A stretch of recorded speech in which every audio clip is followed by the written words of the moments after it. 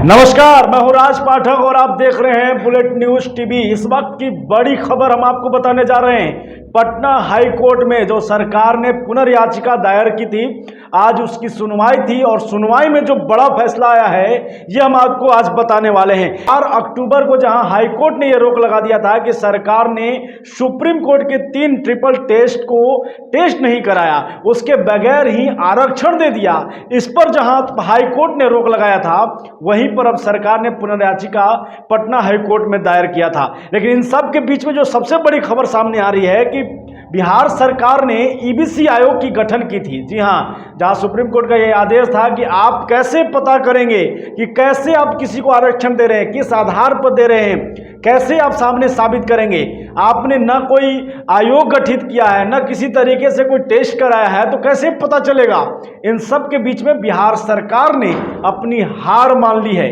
सबसे बड़ी बात, सबसे बड़ी खबर यही है कि बिहार सरकार ने हार मान ली और ईबीसी आयोग की गठन की और वो लेकर के जो है पटना हाई कोर्ट में पहुंची थी कि हम इसके माध्यम से, स्टेट जो गवर्नमेंट है इसके माध्यम से जांच करेगी कि राजनीतिक मामलों में अति पिछड़ा कौन है, किसे आरक्षण मिलना चाहिए। इन सब के बीच में पटना हाई कोर्ट ने साफ निर्देश दिया है, अति पिछड़ा आयोग जो गठित हुआ है उसको दे दिया है कि आप जांच कीजिए और जांच के बाद जो रिजल्ट आएगा, जो आपके पास जो रिजल्ट सामने आएगा, उसे लेकर के आप सामने लाइए, पटना हाईकोर्ट के बीच में आइए और फिर उसी के आधार पर जो है फिर आप आरक्षण दीजिए। इससे पहले कि जहां पटना हाईकोर्ट ने सख्त रवैया अपनाते हुए चुनाव आयोग को भी दिशा निर्देश दिए थे, बिहार सरकार को भी कहा था कि आप बिना सुप्रीम कोर्ट के जो गाइडलाइन है, सुप्रीम कोर्ट के जो आदेश है, उसको आप दरकिनार नहीं कर सकते हैं, आपको उनको सुनना होगा, वो जो कानून है उसको मानना पड़ेगा। बिहार सरकार ने साफ कहा था कि बिहार में ये लागू नहीं होता है, लेकिन खैर आखिरकार जाकर के बिहार सरकार को यहाँ पर झुकना पड़ा और बिहार सरकार ने ईबीसी आयोग की गठन कर दी है, जिसके माध्यम से अब बिहार में ये जांच की जाएगी कि कौन अति पिछड़ा के लिस्ट में आता है। उसके बाद जो रिजल्ट सामने आएगा उसके बाद उस पटना हाईकोर्ट में पेश होगा।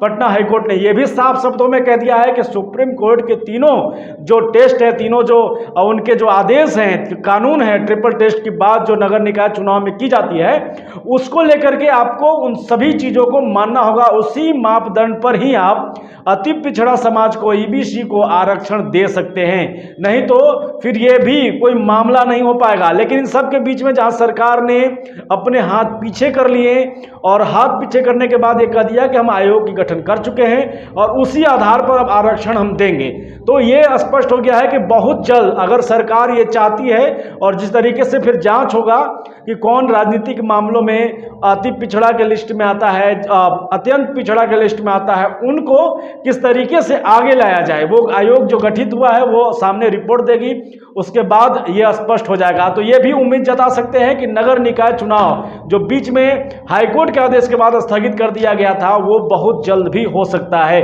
अब ये देखना यह होगा कि बिहार सरकार किस तरीके से अपनी इस रिपोर्ट को पटना हाईकोर्ट में रखती है। सरकार ने स्टेटमेंट दिया है माननीय उच्च न्यायालय को कि हम डेडिकेटेड कमीशन बना रहे हैं।